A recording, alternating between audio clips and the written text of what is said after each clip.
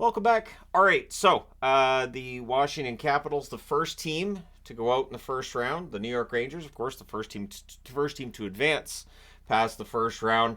Coming out of this playoff run for the Capitals, there will be questions asked. This was a team that wasn't expected to be in the playoffs, and now getting pushed aside in four straight. Questions will be asked about the Capitals. Definitely some questions about Ovechkin and elsewhere. And we'll see who was injured on the Caps. Now, it was Shesterkin versus Lindgren, of course. Jensen and Sandin both in the lineup for the Caps. No idea if you were going to put a percentage on it, if they're 80%, 90%, or what it is. But hey, it was potentially the last game. It does turn out to be the last game. If you can play, you play. And 57 seconds in, the Rangers came to play. It's Capo Caco scoring on their first shot. So right away, the Capitals behind, and that's not ideal for the Capitals. I talked about it before the series started. They're not great at all the comebacks and all that. The teams exchange rushes afterwards. The Capitals press at 2.5 minutes. Panarin has a 2-on-1 chance that's blocked. 4 minutes into the game, the shots are 4-1 in favor of Washington. So that one shot for the Rangers, of course, going in being an issue, but the Capitals came out and they were playing well there. Caps press at 8.5 minutes. Alexiev fires one wide. There's booze for Rempe when he touches the puck. Of course, we don't see that in New York. It's quite the opposite. Caps have a 4-on-2 that fizzles out, and it was one thing the Rangers had to watch for. While the Capitals aren't getting a lot of shots, Rangers were giving up a few too many odd man rushes. So definitely something that was an issue for them in that first period. Caps press. Wilson's denied. Puck's cleared out. There's Igor chance to follow that. A lot of Ranger fans in attendance. I totally get it. I totally get if you're a Caps fan that said, you know what, I'm going to just sell my ticket to Rangers fans and make a profit. Yeah, I get it. When season ticket holders do that, I kind of get it. The shots are 7-6 for the Rangers with 8.5 minutes left. So the momentum had definitely shifted at that point, which is, saying something because the Caps had the early advantage in the shots, but they were behind. So the Rangers press with 7 minutes left. Wilson has a net feed that's blocked. Carlson has a shot that's held. And then on a good forecheck sets up a goal to tie it for the Capitals. It's Fervari from Protas and Strome at 14:54. He buries that one there. So the defense scoring well enough. Fervari with his second goal of the playoffs. The problem was they weren't getting enough from their forwards, those Capitals. So the Caps are looking for the lead. Pretty loud building at that point, feeling that the momentum had shifted. Rangers press with 1.5 minutes left. Fox and Jensen go knee on knee. Fox was really not happy with that afterwards. Felt that he acted as if he felt like it was kind of premeditated. Although Fox has had knee issues, so you really don't want to be dealing with a knee on knee hit. And it's a trip that's called for Jensen on the play.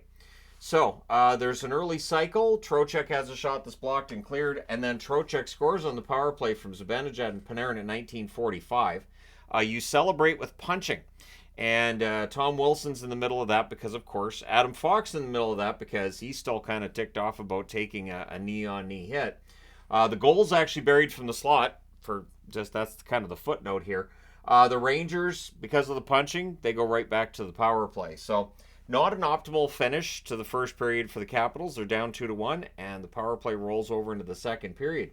The Caps prevent an early setup by the Rangers in that second period. The Rangers do set up. They cycle. It's cleared. Panarin fires one wide.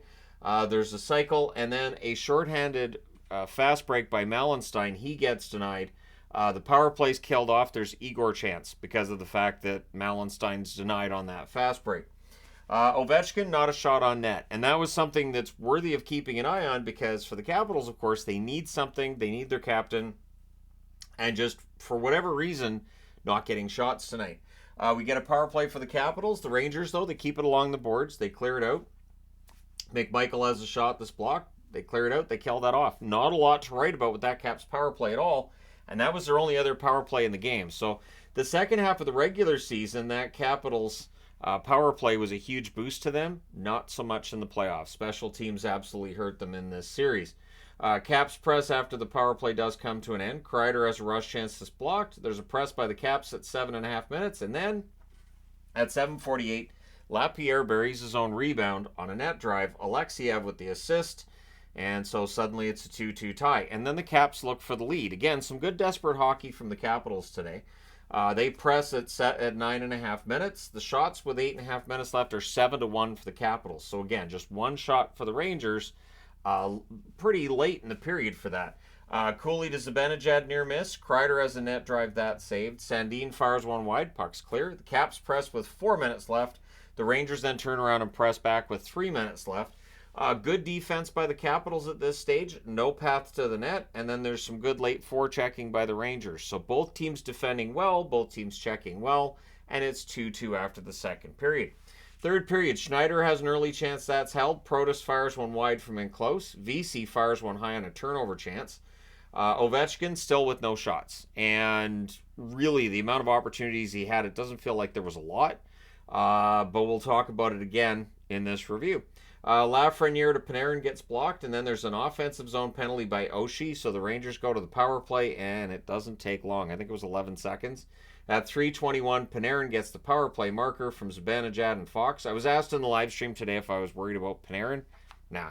And tonight he gets a goal and an assist, so he's fine. And it was a tic-tac-toe play, and he buries it from the side of the net. So Panarin puts the Rangers back ahead, the score now being 3-2. Caps draw a power play. They cycle. Ovechkin has a shot that's blocked, and that's part of it. They were blocking him. They were blanketing him. They just didn't give him much space out there. Puck's cleared out, and then is cleared out again. The Caps really didn't set up again after that, so that power play's killed off. There are no shots on net for that power play.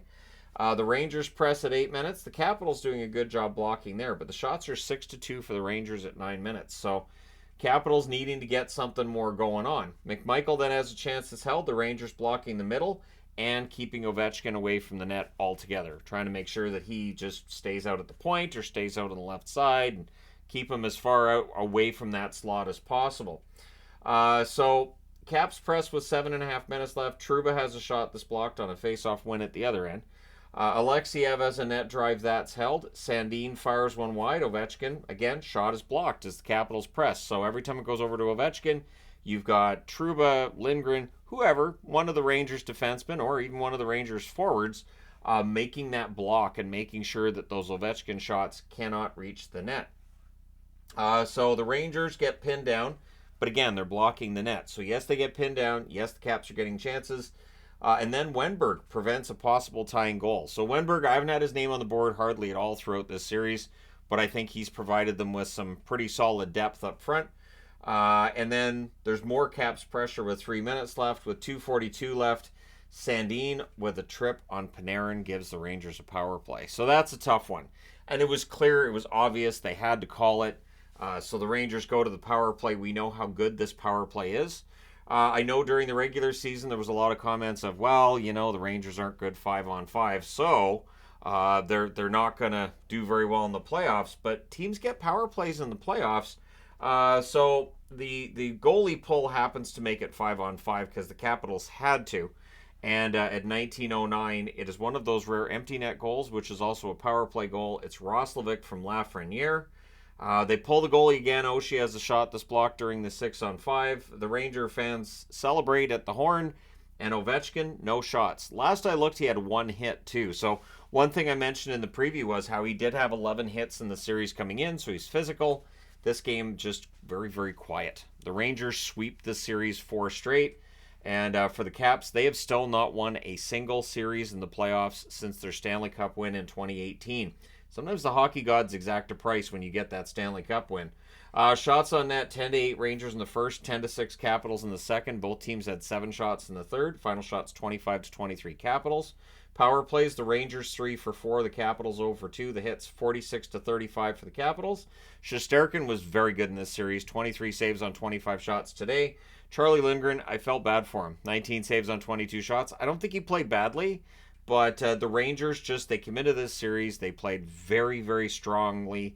And they kind of played the Capitals style a little better than they did the whole way through.